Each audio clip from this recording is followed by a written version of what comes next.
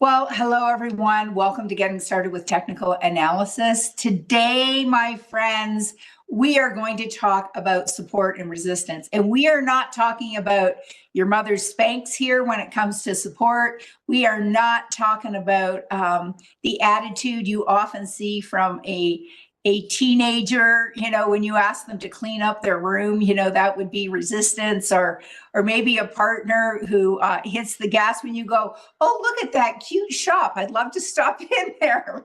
Another form of maybe passive resistance. We're going to talk about support and resistance on the charts today. We're going to look at a number of different patterns within the realm of support and resistance. And then we're going to go out and look at a ton of charts and then place a couple of example trades. I invite you, if you are not already following me on X, to do so. My handle, Barb Armstrong CS, so consider this your formal invitation. Ben Watson is riding shotgun in the chat. He's a friend and a fellow coach. He also is the man who is at all of the live events, and we've got 20 something of those lined up this year. So if you haven't gone to a live event, you'll want to meet up with Ben, not just in the webcasts he teaches day to day here, but at those live events. And there was a question on the live events. I'll answer that in a minute, but follow Ben at Ben Watson CS. So let's just cover a couple of important reminders before we get into looking at our charts. And that is that we're going to look at a lot of charts today. All the charts we look at are for example purposes only, and they aren't intended to be a recommendation. We'll do an example trade or two, and those two are for example purposes only. We will be using the Paper Money software application on the Thinkorswim desktop platform, and it is a brilliant place to learn, to become familiar with the platform, to make sure that you understand a trading strategy before you trade it in a live account. Know that there are some nuances and differences. However, somebody was talking about stock buybacks and dividends. One of the differences in Paper Money is that there are no dividends paid. Not that dividends in a live account are guaranteed either, but it's 100% for sure that, Paper Money accounts don't pay a pretend dividend. Also, when we use a stop order, it isn't a guarantee that we'll get out at a particular price. We are going to look at perhaps an options trade today and know that options carry a high level of risk and aren't suitable for all investors. Okay, so we have kind of done a little bit of a reboot on this Getting Started with Technical Analysis class. Last week, we talked about trends and moving averages. I said that I would put up a simple trading plan for that. That has not hit the trade management mini session collection of example trading plans yet, but look for that by the end of the week. Today, though, we're going to focus on support and resistance. And then up next, spoiler alert, next week we'll talk about candlesticks. Okay, so, and we've got some people here who are, typing into the chat that they are brand new. So I would like to say an official welcome to each and every one of you who is new here. Welcome aboard and welcome to this community. I want to bring over the Schwab coaching. If you want to find out what our schedule looks like, if you come to this schwab.com coaching, let me just put that into the chat. This is a great place to get access to resources. And so if we look at live webcasts and virtual workshops, we can get the current schedule.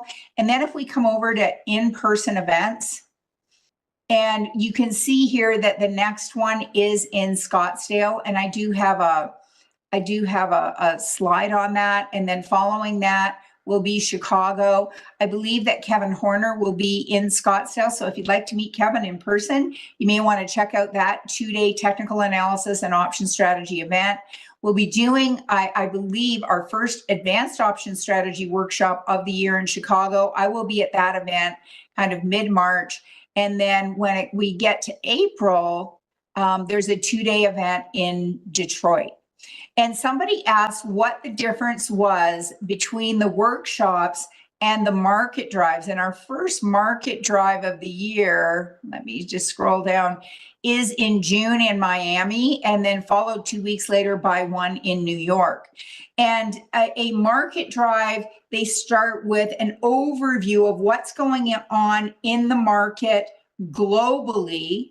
They bring it down to what's happening, say, within certain sectors of the market, and then bring that down to what might be happening with certain stocks within a sector and how a trader or an investor might choose to trade. And so that's kind of correct me if I'm wrong, Ben, if you would like to add something to that. And then with the 2-day workshops, and the one that we're doing most commonly, like this one here in Santa Clara in July, the first day we spend on technical analysis, which is the basics of, some of what we're covering here. And then the second day is an introduction to options. So you can come for just Friday or just Saturday. The majority of people come for both. Okay, so that's those events. All right. So let's go back to our regular programming. And actually, just let's take a minute because we have new people here. This is the webcast schedule that, we're participating in right now. And so, we're looking at the month of February. Today is the 18th. So, many of you tuned in to Ben first thing this morning talking about futures at the market open. We're now on technical analysis. The next class up, which will be taught today by Brent Moores, is swing trading and then selecting an option strategy with Connie Hill.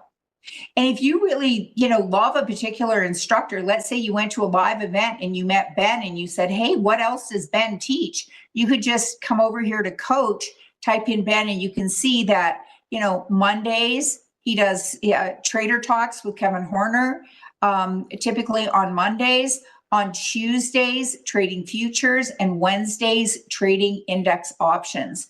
So, and then on Fridays, when he's in town, he's teaching a market mover, which is kind of like a week in review, who were the big movers in the market over the past week. So these are his 3 regular classes. Okay.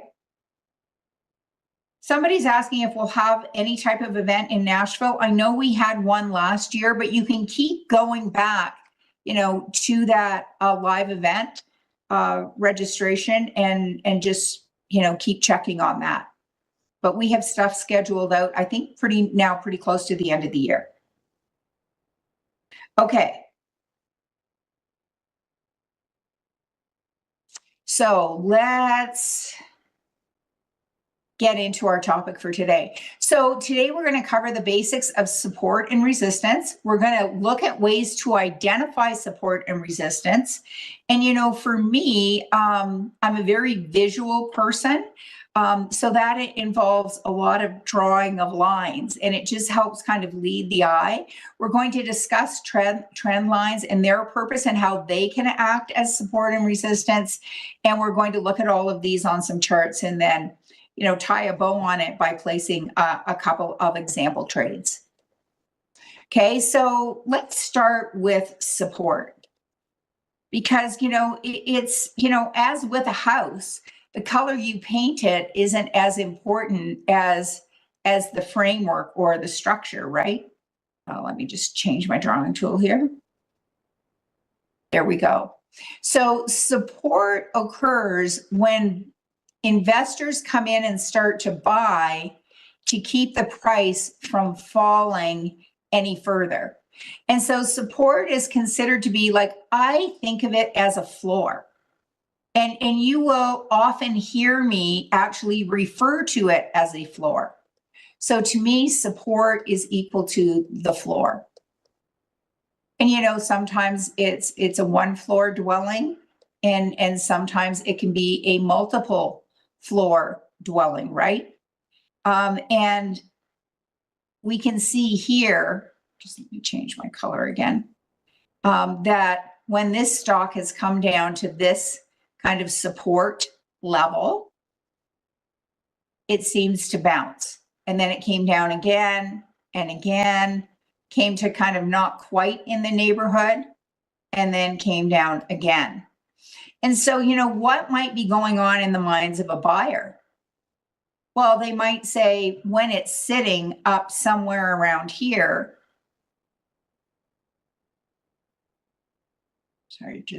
when it's sitting somewhere up around here, they might say, hey, if this pulls back to this price again, this is where I'll buy. So when it comes down here and then it bounces, so it came down, hit the support range, and then bounced, the buyers came in and said, ooh, this looks like a good price to buy.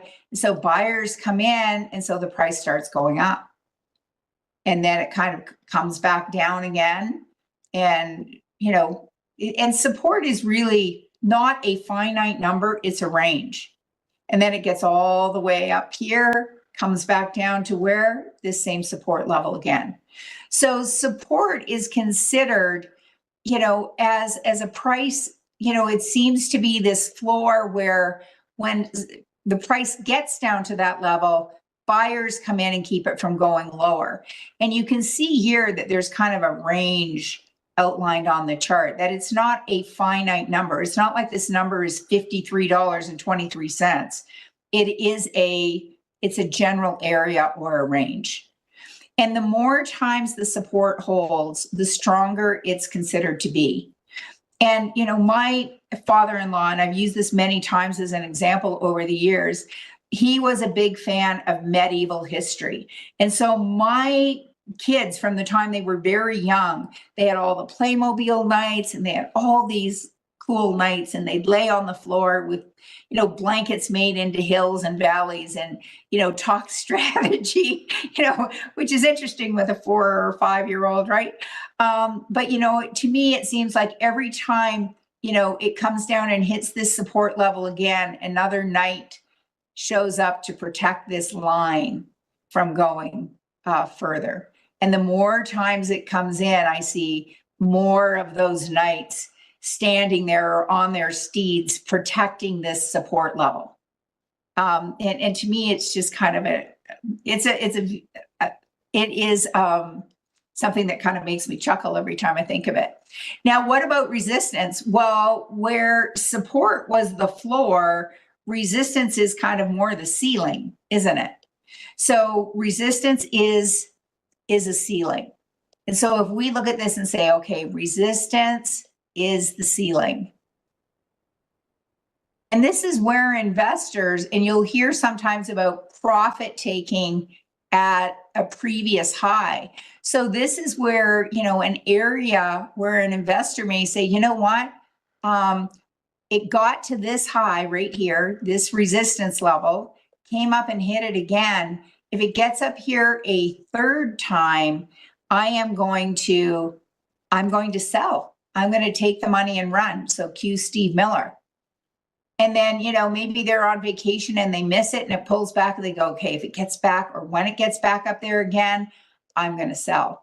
And so it gets back up close to this level. And then what do people do? They start taking their profits and the price falls. Now that may not account for this big a fall, but the price falls. And so if somebody is still holding a position here, or if they buy a position here, they may buy it, say, at this point here, when it starts to rally, and say, I'm going to buy it given it's bounced off this support level, came back and retested. So I'm going to buy it here.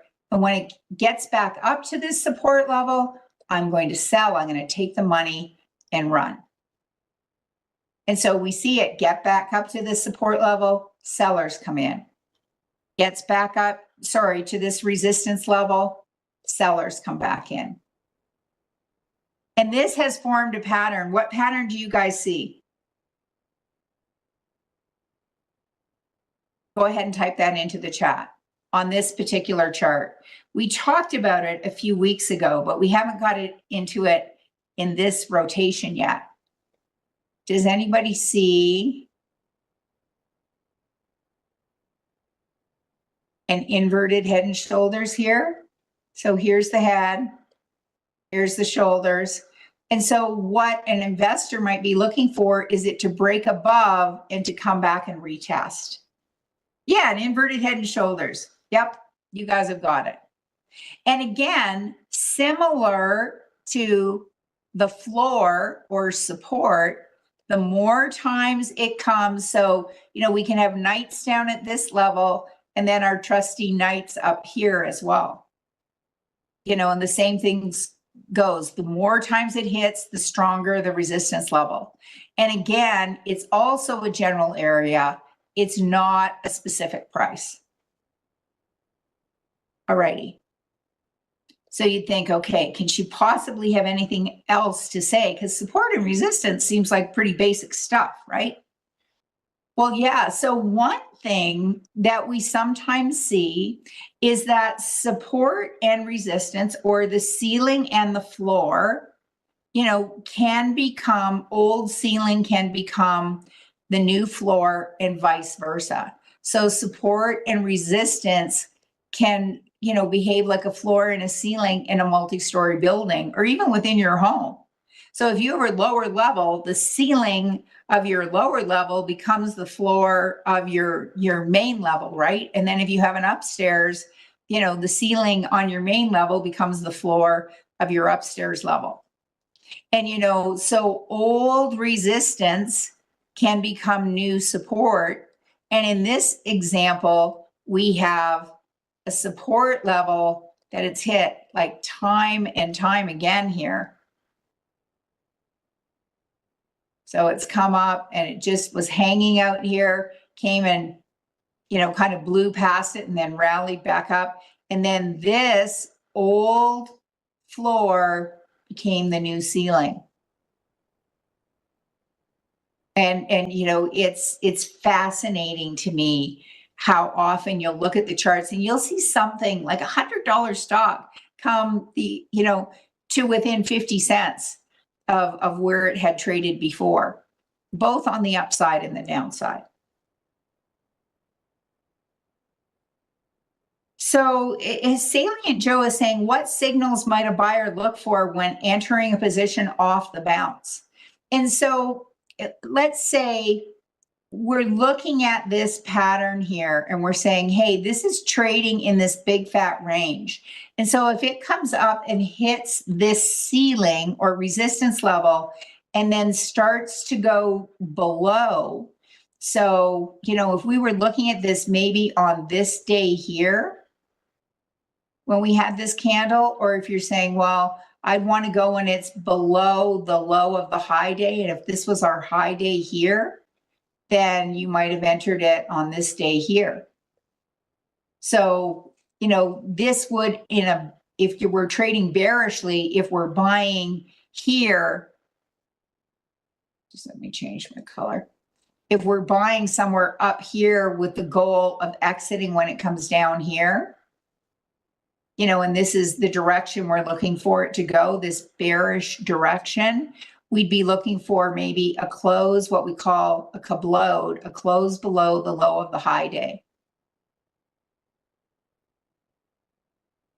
And if we're on this side and saying, well, hey, if it comes down here and bounces, like it has done repeatedly, maybe on this day here, we would place a trade with the goal of closing it out when it gets up here. And here, if something's in a sideways range, you might do something called a short put vertical, where you're saying, hey, as long as it stays above that floor or that support level, we're good to go. And this is an option trade where we're selling a put and then buying a put to define our risk. Okay. Now on this side, when it gets to the top, say on this day here, if we wanted to enter this trade, we could do a short call vertical, which says, hey, as long as this stays below here, we're good to go. Now, could we do this with stock? Harder to do with stock when it's downtrending, but if it's uptrending, sure, you could buy the stock here and say, when it gets up to this resistance level, I'm going to sell my shares. Okay, so I hope that answers your question. Okay. Now, with trend lines, these can end up being a level of support also. And we're going to look at some of this on the chart. So, and both bullish and bearish. So you can have a trend line that is drawn diagonally, to illustrate either an uptrend or a downtrend. Sometimes we'll find that something like a 30 or a 50-day moving average might act as a support level.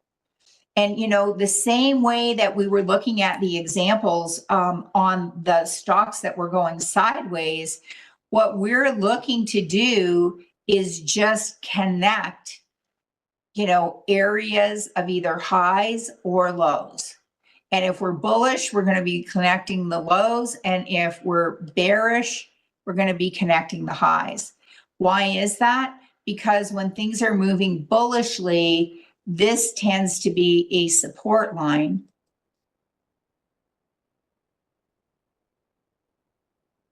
So as it's moving up, it's getting all kinds of support, just like your kids when they're doing well in school. And then when you have somebody who's in a lot of trouble, every time they try and jerk your chain, and they hit resistance, they get grounded again, and it kind of sets them back. And then they come up again and they hit that ceiling or that resistance level, and it falls again, and then it comes up and hits that. Where when something's uptrending, it tends to work more this way. Okay. And it's saying here with trend lines, you want to look for at least 3 points. Okay. Okay. So let me erase this and we'll move on. Okay, and then we can end up with stuff moving in a channel. And so this is where we're seeing both a support level and a resistance level. And it's kind of moving. It can be moving sideways in a range, or it can be moving upwards in a range or downwards in a range. And what we're looking for here is for it to break either to the upside or the downside. And what do I mean by that? Well, we're looking for it to either break out above and then come back and retest and bounce. Or in this instance, what it did is it broke below the support level, tried to rally, did not make it, and then continued to fall. So now you have a bearish trend setting up, which if you own the stock, might cause you to put on your sad sack face, right? Okay. So this can be, and again, if this breaks below this support level, what might this support level become? It might become a new resistance level. Now, none of these are guarantees, but it's something that we have to watch for. Okay, and the last one we're going to talk about is gaps. And so, this is earnings season. So we've seen a lot of gaps to the upside and gaps to the downside. And when something gaps, and we'll talk more about this when we talk about candlesticks, but when something gaps, it can establish a new support level. So where this was a resistance level, in this particular example, this stock did not come back and use this old resistance level as a new support level.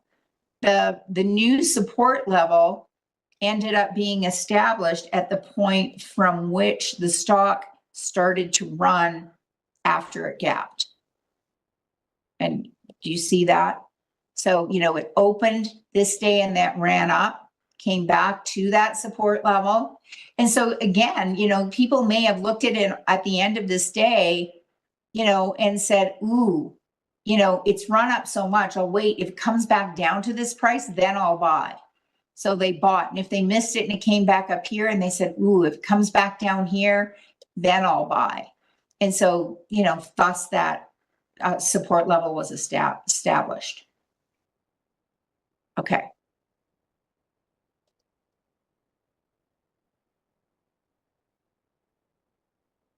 Okay, so enough theory. Let's go look at some charts. And play what I call I Spy. Now, we had done a trade in our trading a smaller account class on a little stock called Dollar Tree. And what do we see when we look at Dollar Tree? Well, we saw it downtrending. This is a 1-year chart. And so what was the red line is the 30-day moving average. What was that 30-day moving average acting as? Well, it was acting as a ceiling or a resistance level, right? Every time it came up and hit that ceiling, it rolled over. So this was moving bearishly or downtrending, and then it gapped down. And, when we saw this, and it didn't rally back up to that, and it gapped down again. And then it hit this floor around the $60 mark, this range. And it's hit this a few times, hasn't it? And then it kind of hung out here for like a week or so. And then on the upside, we had a new ceiling emerge because it hit here once, twice, 3 times a lady. It's actually 3, 4, 5, 6, 7. It kind of hung out here for a while, didn't it? And then it came and it hit it again. And, but this floor seems to have moved up. So it was at 60, and it's moved up to almost 70. Like now we're seeing this support level, and it's come down here multiple times. My apologies. So when we look at this,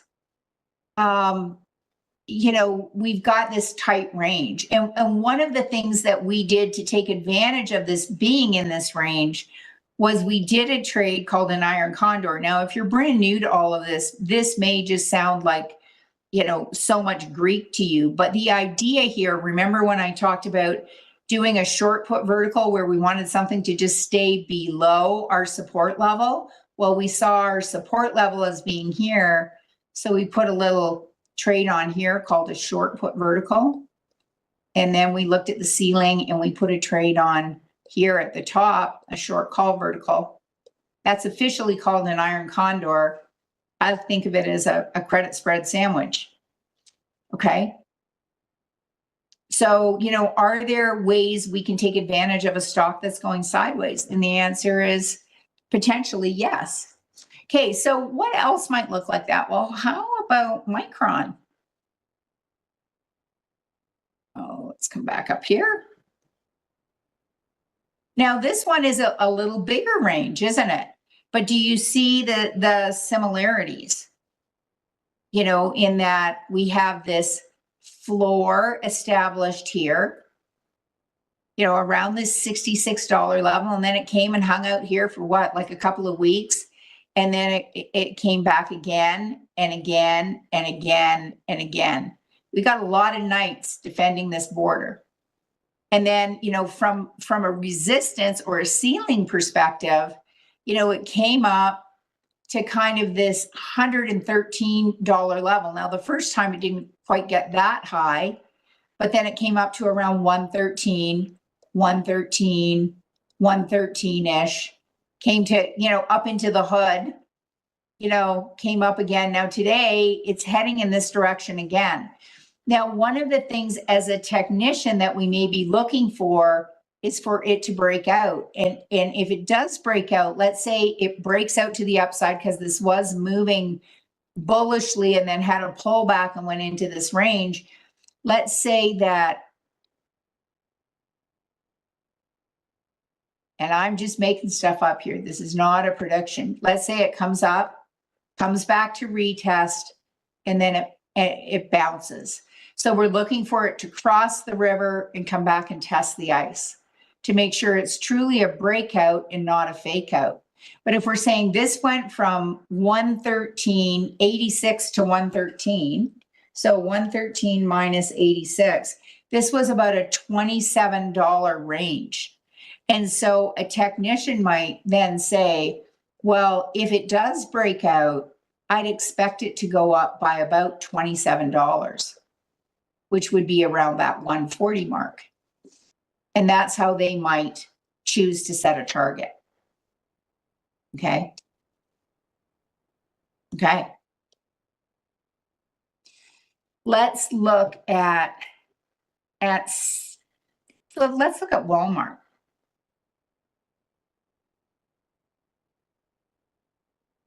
Just have to shut down my drawing tool here. So when we come and we look at Walmart,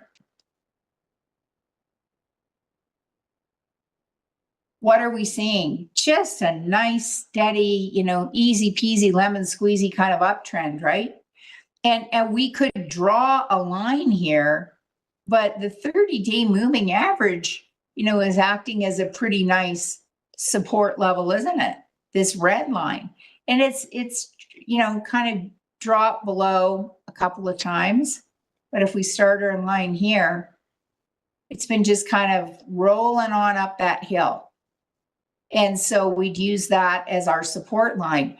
And we can see, when it's come down and hit the 30-day moving average, it may have moved below for a hot minute, but then it's kind of resumed its path. And here it kind of came down and played kiss and tell for a few weeks and then continued on up and came back. So we have a diagonal support line. And right now, we're pretty high above that. So some traders might say, I'm going to wait for this to come back down to the 30-day moving average, because it does appear to do that, or has been doing that over the last year. And so that might be, one way that they look at it. Now, if we look at something like Boeing,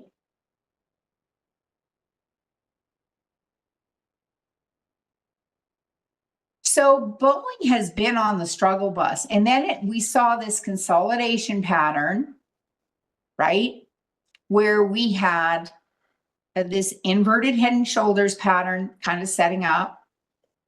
So this is considered to be a potential trend reversal pattern, and again, we're looking for what this range is. So we went from, 137 to 180, so about a $42 or $43 range. And it's come out and come back and then bounced again. And today we have an inside day, or this Harami pattern where the body of today's candle is inside. So some investors or some traders might decide to place a trade there, and others might prefer to wait for more confirmation. But, if they had a target on that, it might be up here somewhere around this 220-ish level, $40 above where it broke out from. Okay. So there, and this is this idea of old floor or old ceiling becoming a new floor. And we see this, we've seen this pattern a lot, especially after December, when a lot of stocks were pulling back and setting up these types of patterns. We saw this with Amazon. So again, we had this cup and handle pattern, right? So we had ceiling.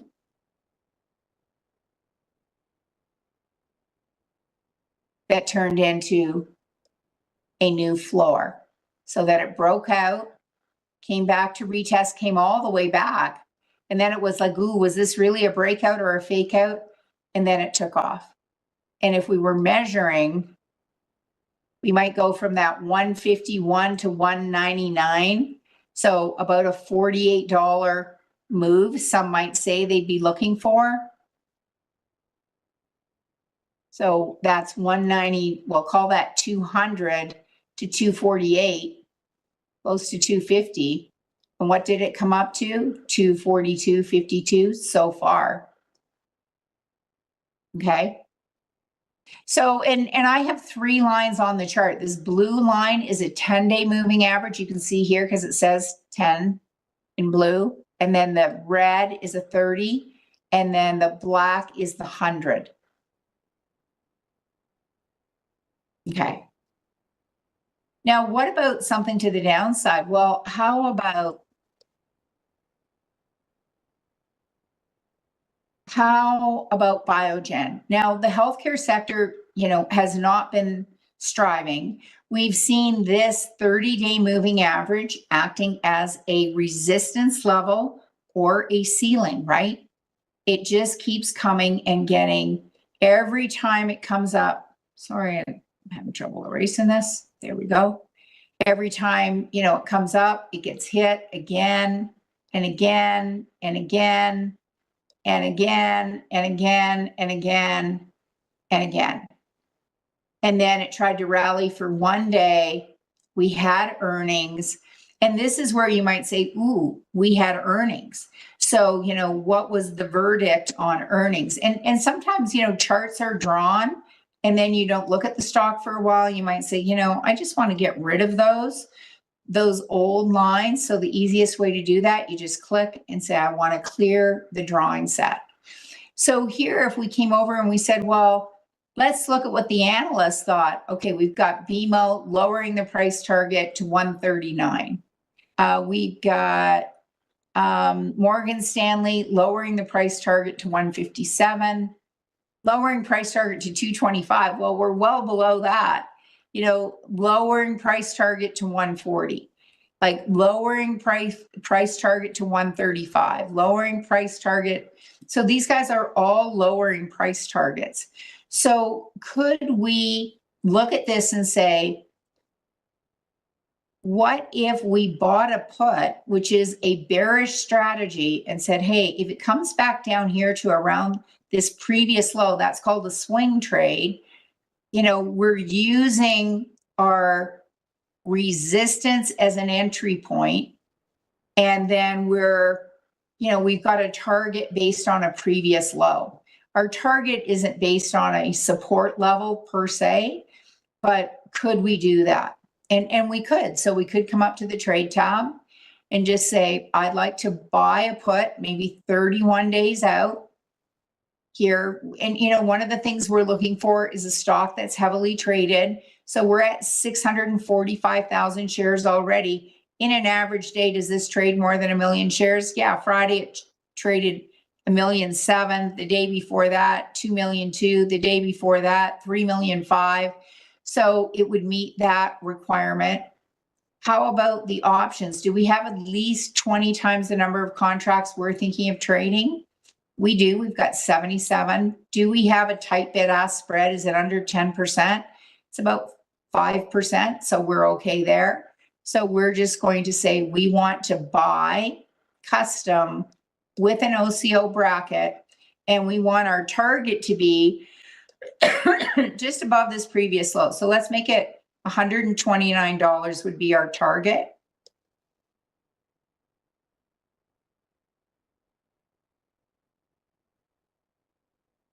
So I'm going to make that 129, and this is our target.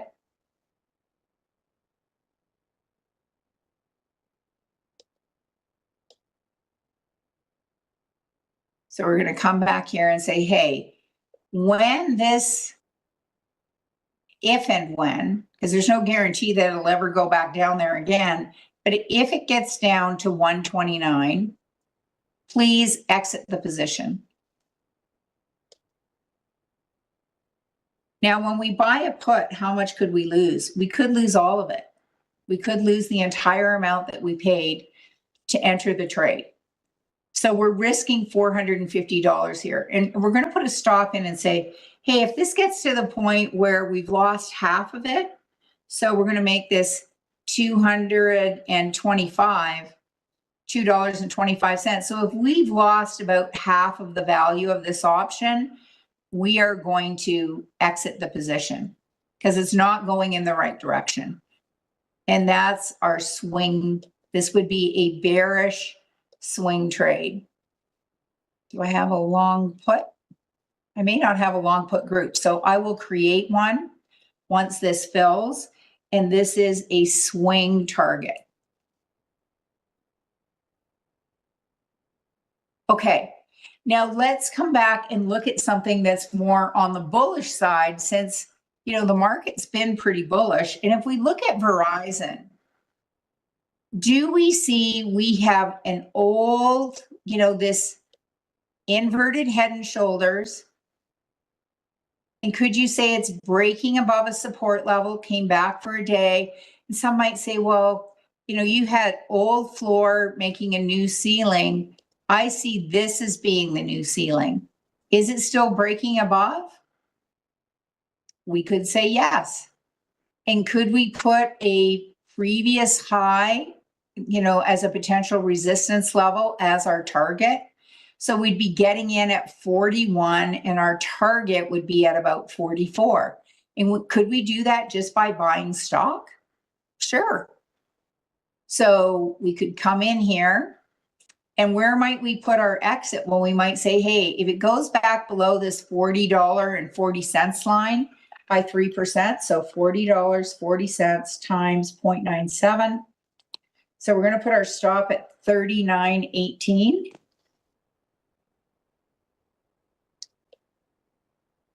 So, and we're just going to buy the stock this time. So we're going to buy custom with an OCO bracket. We're going to put our target at 44. And we're going to put our exit at 39.18. So what are we risking? We're risking about $200. So, you know, this is actually a $500,000 account. We could buy, you know, more shares because we're risking. And of course, with this stop, there's no guarantee we're going to get stopped out at the price we're requesting, but we're risking about $200. And in this account, we could risk up to $2,000. You know, and we could have a $25,000 position. So we could be buying, you know, 500 shares. You know, so we could come here and say, let's make it 500 shares. And now we're risking about $1,000. We're going to make these good till canceled. And we're going to, our target is based on a previous resistance.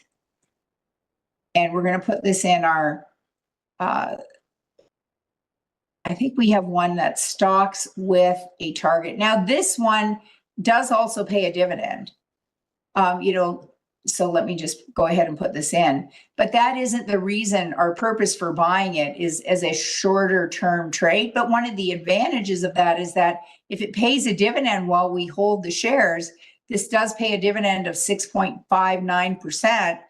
You know, one, if you had that in a live account, would receive that dividend. Now, in paper money, as I said, you know, they don't pay a dividend. You know, but our purpose in doing this is to see a short-term gain. So this might be to grow the account, or it might be for dividend income. Now, we could also just put in an alert and say, you know, do we consider selling it at this time? You know, and we could do it that way as well. So guys, you know, that's what I had for you today. There's all kinds of examples out there that you can look at.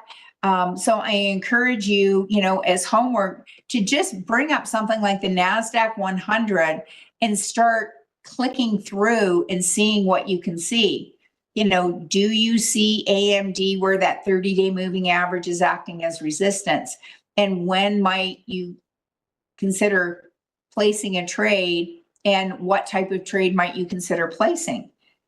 You know, and tomorrow in, you know, trading, you know, technical patterns, you know, we'll look at that's the conversation we have every Wednesday. So, you know, trading price patterns. So you're welcome to come and join us for that. So we did 2 example trades today. One, we bought some shares of Verizon with because it was breaking above a resistance level that we're expecting will become a new support level. And our target is a previous resistance level. And then we did a bearish trade on Biogen, where we bought a put and we had a swing target on that one. So today was all about support and resistance. I thank you for joining me. I encourage you to make sure that you follow us in the Land of X, Barb Armstrong CS and Ben Watson CS. Please hit the like and subscribe button. It allows you to find this content more quickly. It also, by hitting the like button, it moves things up in the algorithm so more people can find this content. And so you could be doing a favor for a random stranger. And I think that's it for today. I don't believe that there's a survey. Just let me scroll up and have a quick look, because sometimes those, kind of sneak their way in and it's easy to miss. But it looks like you're off the hook on that for today. So guys, thank you for joining me. Thanks to Ben for all his help in the chat. And we'll see you in a webcast coming up soon. Next up is Swing Trading with Mr. Brent Morris. Take care, everyone. Bye for now.